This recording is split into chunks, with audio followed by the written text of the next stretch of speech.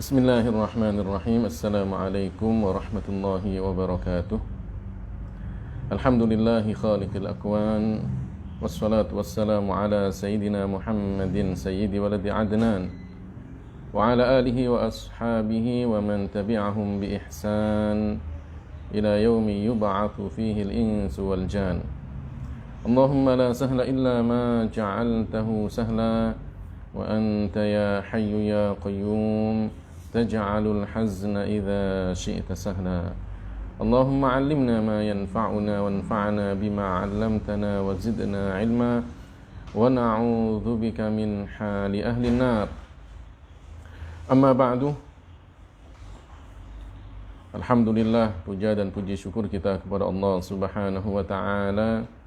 Salawat dan salam semoga tercurahkan kepada baginda kita Nabi besar Muhammad sallallahu alaihi wasallam. Para jamaah, para pemirsa dimanapun anda berada, mari kita niatkan ikhlas karena Allah Subhanahu wa ta'ala dalam mudzakarah ilmu agama ini, sehingga kita mendapatkan pahala yang setimpal dari Allah Subhanahu wa ta'ala. Kita masih melanjutkan hadis yang ke-24 dari hadis atau dari kitab Al-Arba'in An-Nawawiyah. Saya bacakan lagi hadisnya secara lengkap. Bismillahirrahmanirrahim. Al-hadithur rabi'u wal 'ishrun. An Abi Dzar Al-Ghifari radhiyallahu anhu 'anin Nabi sallallahu alaihi wasallam fima yarwi 'an rabbih tabaraka wa ta'ala annahu qala ya 'ibadi inni haramtu adh-dhulma 'ala nafsi wa ja'altuhu bainakum muharrama fala tadhalamu. Ya ibadi kullukum dhallun illa man hadaituhu fastahduni ahdikum. Ya ibadi kullukum ja'i'un illa man at'amtuhu fastat'imuni ut'imkum. Ya ibadi kullukum 'arin illa man kasawtuhu fastaksuni aksukum. Ya ibadi innakum tukhti'una bil-laili wan-nahar wa ana aghfiru adh-dhunuba jami'a fastaghfiruni aghfir lakum. Ya ibadi innakum lan tablughu dhurri fatadurruni wa lan tablughu naf'i fatanfa'uni. Ya ibadi law anna awwalakum wa akhirakum wa insakum wa jinnakum kanu ala atqa qalbi rajulin wahidin minkum ma zada dhalika fi mulki shay'a. Ya ibadi law anna awwalakum wa akhirakum wa insakum wa jinnakum kanu ala afjari qalbi rajulin wahidin minkum ma naqasa dhalika min mulki shay'a. Ya ibadi law anna awwalakum wa akhirakum wa insakum wa jinnakum qamu fi sa'idin wahidin fasa'aluni fa'a'taitu kulla wahidin mas'alatahu ma naqasa dhalika mimma 'indi illa kama yanqusul mikhyatu idza udkhila al-bahr. Ya ibadi innama hiya a'malukum uhsiha lakum thumma uwaffikum iyyaha faman wajada khairan falyahmadillah wa man wajada ghayra dhalika fala yalumanna illa nafsah. Rawahu Muslim. Hadis yang ke-24 ini sebagaimana yang telah kita jelaskan pada bagian pertama dari penjelasan hadis ke-24 ini, diriwayatkan oleh Abu Dzar Al-Ghifari radhiyallahu anhu dari Rasulullah sallallahu alaihi wasallam, dari apa yang beliau riwayatkan dari Allah Subhanahu wa taala. Ini namanya hadis qudsi. Kita sudah menjelaskan sebagian dari hadis ke-24 ini, dan sekarang sampai pada penjelasan bagian hadis yang berikutnya, yaitu sampai pada firman Allah Subhanahu wa taala di dalam hadis qudsi ini, ya ibadi law anna awwalakum wa akhirakum wa insakum wa jinnakum kanu ala atqa qalbi rajulin wahidin minkum ma zada dzalika fi mulki syai'a. Wahai hamba-hambaku, seandainya orang-orang yang terdahulu dan yang terakhir di antara kalian, manusia dan jin di antara kalian, semuanya ya dalam hati orang yang paling bertakwa di antara kalian, maka itu tidak akan menambah dalam kekuasaanku sedikit pun. Jadi ini di dalam hadits qudsi ini disebutkan bahwa seandainya semua manusia dan jin, yang pertama dan yang terakhir, semuanya hatinya sama dengan hati orang yang paling bertakwa kepada Allah. Disebutkan dalam beberapa penjelasan hadis ini bahwa orang yang paling bertakwa kepada Allah adalah baginda kita Nabi besar Muhammad sallallahu alaihi wasallam. Ya, karena Rasulullah sallallahu alaihi wasallam sendiri yang mengatakan, inni la'alamukum billah wa asyaddukum lahu khasyah. Sesungguhnya aku adalah orang yang paling ma'rifat kepada Allah dan yang paling takut kepada Allah di antara kalian. Ini satu kemuliaan yang Allah berikan kepada Rasulullah sallallahu alaihi wasallam, bahwa beliau adalah orang yang paling bertakwa kepada Allah Ta'ala. Takwa adalah ketundukan, kepatuhan, merendahkan diri serendah-rendahnya kepada Allah Subhanahu wa Ta'ala. Dan itu ada pada diri Rasulullah sallallahu alaihi wasallam. Disebutkan di dalam hadis ini, seandainya semua manusia, semua jin, dari yang pertama, dari yang terdahulu sampai yang terakhir, hatinya sama dengan hati orang yang paling bertakwa kepada Allah, maka itu tidak akan menambah sedikit pun dari kekuasaan Allah Ta'ala, dan tidak akan mengurangi dari kekuasaan Allah Subhanahu wa Ta'ala. Ini artinya bahwa ketakwaan adalah anugerah dari Allah Subhanahu wa Ta'ala. Takwa adalah menjalankan seluruh perintah Allah dan menjauhi semua larangan Allah. At-taqwa kalimatun khafifatun 'alal lisan, thaqilatun fil 'amali wal mizan. Takwa itu adalah kata yang mudah untuk kita ucapkan dengan lisan. Takwa, takwa. Anjuran untuk bertakwa mudah untuk kita ucapkan dengan lisan. Thaqilatun fil 'amali wal mizan, tapi sungguh berat dalam amalan dan juga berat dalam timbangan. Karena takwa adalah menjalankan seluruh perintah Allah Ta'ala dan menjauhi semua larangan Allah Ta'ala.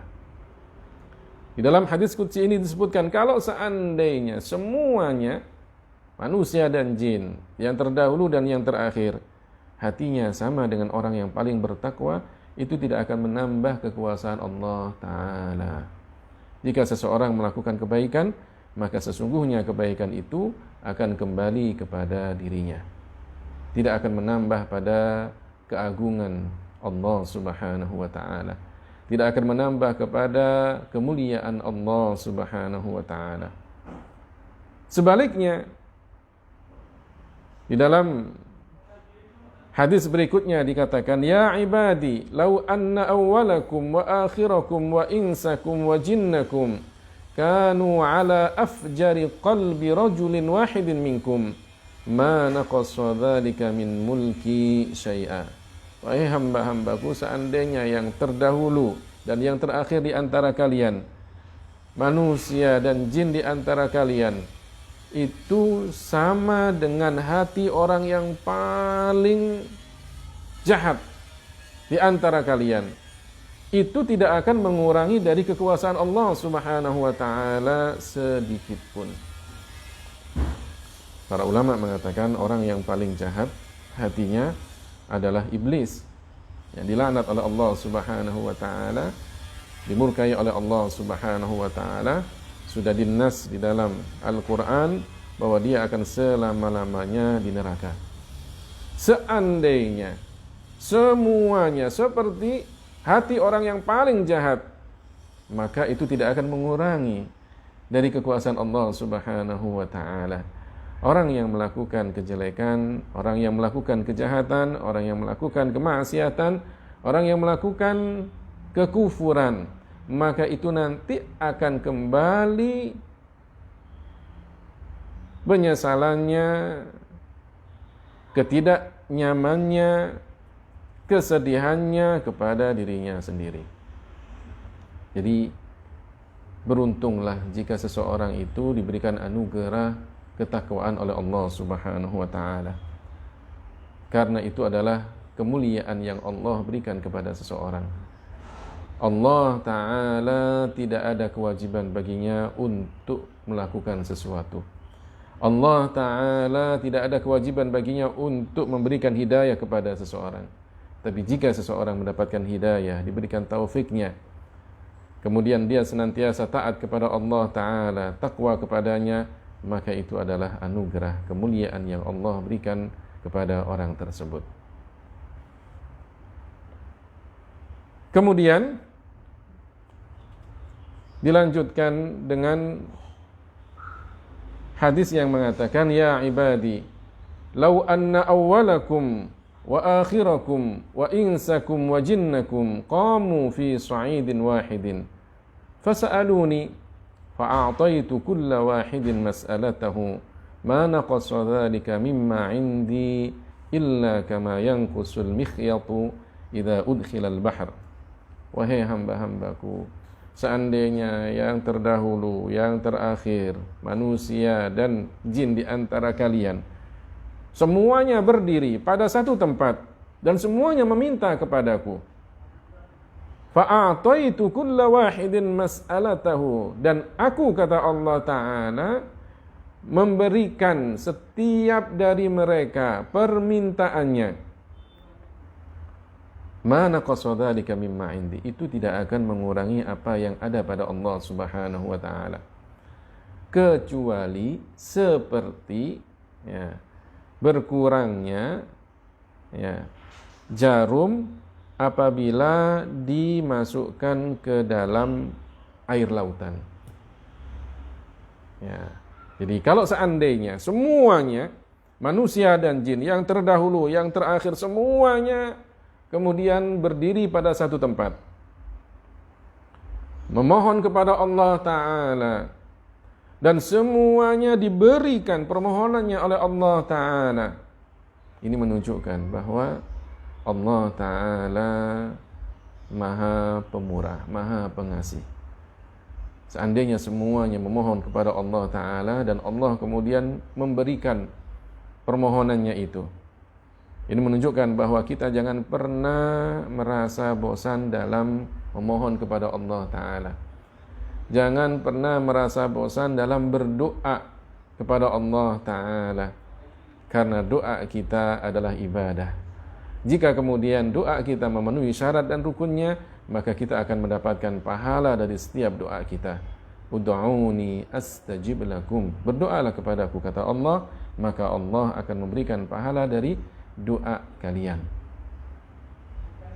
Sebanyak apapun setiap hari kita berdoa, maka doa itu ada nilai kebaikan, dan kebaikan akan dibalas oleh Allah dengan pahala. Ketika kita berdoa, berarti kita sudah meyakini di dalam hati kita, mengakui bahwa ada Tuhan, yaitu Allah Ta'ala, yang memberikan segala dari apa yang kita mohon. Tawakal kita hanya kepada Allah, berpasrah diri kita hanya kepada Allah, memohon kita hanya kepada Allah, berdoa kita kepada Allah Ta'ala, karena dialah yang pada hakikatnya yang memberikan semuanya.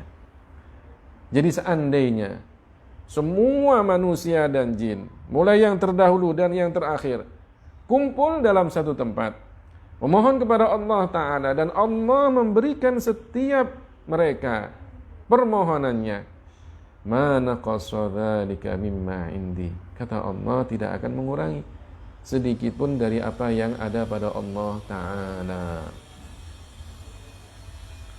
Illa kama yanqusul mikhyatu idza udkhilal bahr, kecuali seperti kalau seandainya jarum dimasukkan ke dalam lautan. Ini hanya perumpamaan. Ini hanya perumpamaan untuk mendekatkan diri kepada akal kita, pikiran kita, agar kita lebih memahami.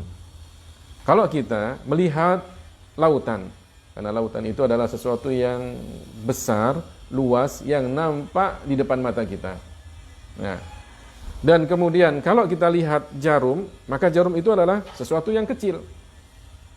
Nah, perumpamaannya kalau seandainya jarum itu dimasukkan ke dalam lautan, kemudian kita ambil, ada nggak yang lengket pada jarum itu dari air lautan? Sedikit, kalau toh lengket sedikit. Ya, karena pasti banyak yang jatuh lagi. Ya, apalagi kemudian jarumnya masih bersih, pasti apa? Langsung jatuh airnya itu, sedikit sekali. Ini menunjukkan bahwa air laut itu tidak akan berkurang jika kemudian ada jarum yang dimasukkan kemudian diambil. Ya, dari air laut itu tidak akan berkurang sama sekali. Ya, begitu pula jika kita semuanya memohon kepada Allah Ta'ala, kemudian Allah memberikan semua permohonan kita, maka tidak akan mengurangi sedikit pun dari kemuliaan Allah Ta'ala. Tidak akan mengurangi sedikit pun dari kekuasaan Allah Ta'ala. Ya. Perumpamaan ini bukan berarti sama persis bahwa kekuasaan Allah bagaikan lautan. Digambarkan seperti itu, kemudian kita minta itu bagaikan jarum. Tidak. Ini hanya untuk mendekatkan diri kita agar kita lebih paham tentang masalah ini. Sebagaimana jarum ketika dimasukkan ke dalam air lautan tidak sedikit pun mengurangi luasnya dan banyaknya air lautan itu. Begitu pula ketika kita memohon kepada Allah dan Allah mengabulkan permohonan kita, tidak akan mengurangi sedikit pun dari kekuasaan Allah Ta'ala. Ya ibadi, innama hiya a'malukum uhsiha lakum thumma uwaffikum iyyaha. Wahai hamba-hambaku, sesungguhnya itu adalah amal perbuatan kalian. Allah yang mencatatnya. Meskipun Allah memerintahkan para malaikat, tapi malaikat itu melakukan atas perintah Allah Ta'ala. Tsumma uwaffikum iyyaha. Kemudian Allah lah yang akan memberikan balasan dari kebaikan kalian itu. Dicatat oleh Allah Ta'ala, kemudian Allah yang akan memberikan balasannya. Wa innama tuwaffawna ujurakum yaumal qiyamah.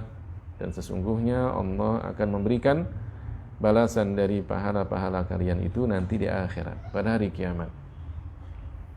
Ini artinya bahwa segala apa yang kita lakukan ada catatannya. Baik dan buruk ada catatannya. Apa yang kita ucapkan ada catatannya. Apa yang kita lakukan dengan anggota badan kita ada catatannya. Ma yalfidhu min qawlin illa ladaihi raqibun atid. Ya, tidaklah seseorang itu mengatakan satu perkataan kecuali di situ ada malaikat yang mencatatnya. Yang baik dicatat, yang buruk pun dicatat, dan yang tidak ada unsur baik dan buruk pun juga dicatat oleh malaikat. Tapi yang akan tetap adalah catatan baik dan buruk. Sedangkan yang tidak ada unsur baik dan buruknya akan dihapus oleh malaikat. Semuanya ada catatannya. Maka hati-hatilah ketika kita berbicara, hati-hatilah ketika kita melakukan sesuatu. Janganlah kita gegabah untuk berbicara atau melangkah melakukan sesuatu kecuali kita sudah tahu hukumnya menurut syariat Islam. Al-ilmu qabla al-qawli wal-amal. Berilmu sebelum berkata dan beramal. Kemudian di akhir dari hadis ini disebutkan, faman wajada khairan falyahmadillah wa man wajada ghaira dzalik fala yalumanna illa nafsah. Maka orang yang mendapatkan kebaikan falyahmadillah. Orang yang mendapatkan kebaikan maka hendaklah dia apa? Bersyukur kepada Allah Ta'ala. Kenapa? Karena Allah yang memberikan taufiknya kepada orang tersebut. Jangan kemudian bersikap ujub, merasa bahwa itu semuanya adalah apa yang dia usahakan. Karena dirinya sendiri yang terus berusaha. Sehingga kemudian dia mendapatkan ini semuanya. Tidak. Jangan lupa bahwa itu adalah anugerah, nikmat dari Allah Ta'ala. Bersyukurlah kepada Allah Ta'ala. Bahwa kita diberikan oleh Allah Ta'ala taufiknya sehingga kita punya kekuatan, kemampuan untuk terus senantiasa istiqamah dalam kebaikan, falyahmadillah, maka hendaklah dia apa? Bersyukur kepada Allah Ta'ala. Wa man wajada ghaira dzalika, dan barang siapa yang mendapatkan selain itu, selain kebaikan, yaitu apa? Keburukan. Ya. Ini tidak disebutkan wa man wajada syarran. Ya. Kenapa sesuatu yang sifatnya adalah buruk? Ya, sifatnya adalah jahat. Ya, secara sopan santunnya, adabnya tidak disebutkan. Artinya kalau yang buruk saja tidak disebutkan karena kita malu menyebutkannya, bagaimana dengan orang yang melakukan keburukan itu? Ya, lebih malu. Ya, ini untuk apa? Mengingatkan kepada kita bahwa yang buruk ya tidak disebutkan secara langsung oleh Allah Ta'ala. Allah hanya mengatakan apa? Wa man wajada ghaira dzalika. Orang yang mendapatkan selain itu, artinya keburukan, ya, selain dari kebaikan. Fala yalumanna illa nafsa, maka janganlah dia menyesal, benar-benar menyesal, kecuali dirinya sendiri. Artinya kecuali terhadap dirinya sendiri.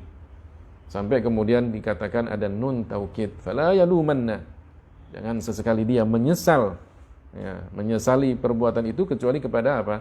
Dirinya sendiri. Ini artinya bahwa memang semuanya itu sudah ditentukan oleh Allah Ta'ala. Ya, baik dan buruk sudah ditentukan oleh Allah Ta'ala. Iman dan kufur juga sudah ditentukan oleh Allah Ta'ala. Maksiat dan taat pun juga begitu. Tapi ketika orang itu melakukan keburukan, tidak ada paksaan. Dia melakukan dengan apa? Kehendaknya dia. Maka kalau sudah begitu, kemudian dia ternyata melakukan perbuatan maksiat, kekufuran, keburukan, kejahatan, dan pada akhirnya kemudian dia mendapatkan balasan dari semua perbuatannya, fala yalumanna illa nafsah, maka jangan pernah menyesali kecuali kepada dirinya sendiri. Ya, meskipun kita tahu bahwa semuanya adalah ciptaan Allah Ta'ala, tapi kita yakin bahwa kita ketika mendapatkan kenikmatan, kebaikan, hidayah, keimanan, dan yang lainnya dari kebaikan, maka bersyukurlah kepada Allah Subhanahu wa Ta'ala. Ini diantara penjelasan dari hadis yang ke-24 yang merupakan hadis qudsi yang diriwayatkan oleh Al-Imam Muslim. Para jamaah, para pemirsa dimanapun Anda berada, demikianlah penjelasan dari hadis qudsi ini. Hadis yang banyak mengandung hal-hal yang menjadi pondasi di dalam ajaran agama Islam. Baik itu berupa dasar-dasar dalam ajaran Islam, dan kemudian cabang-cabangnya, bahkan kemudian disebutkan di sini tentang adabnya, sopan santun kita kepada Allah Subhanahu wa Ta'ala, sopan santun kita kepada orang-orang yang ada di sekitar kita. Mudah-mudahan kita semuanya bisa mengambil hikmah dari sedikit kajian pada siang hari ini, sehingga kita bisa memanfaatkannya, mengamalkannya. Pada akhirnya kita termasuk orang-orang yang mendapatkan taufiknya Allah Subhanahu wa Ta'ala, dan kemudian kita pun bisa meninggalkan dunia ini dalam keadaan husnul khatimah. Amin ya rabbal alamin. Kita tutup ta'lim kita dengan bacaan tahlil, salawat dan istighfar. La ilaha illallah, la ilaha illallah, la ilaha illallah. Allahumma salli ala sayyidina Muhammad wa ala alihi wa sahbihi wa sallim. Allahumma salli ala sayyidina Muhammad wa ala alihi wa sahbihi wa sallim. Allahumma salli ala sayyidina Muhammad wa ala alihi wa sahbihi wa sallim. Rabbi ighfirli wa liwalidayya wa lil mu'minina wal mu'minat. Rabbi ighfirli wa liwalidayya wa lil mu'minina wal mu'minat. Rabbi ighfirli wa liwalidayya wa lil mu'minina wal mu'minat. Kurang lebihnya saya mohon maaf. Hadanallahu wa iyyakum ajma'in. Assalamualaikum warahmatullahi wabarakatuh.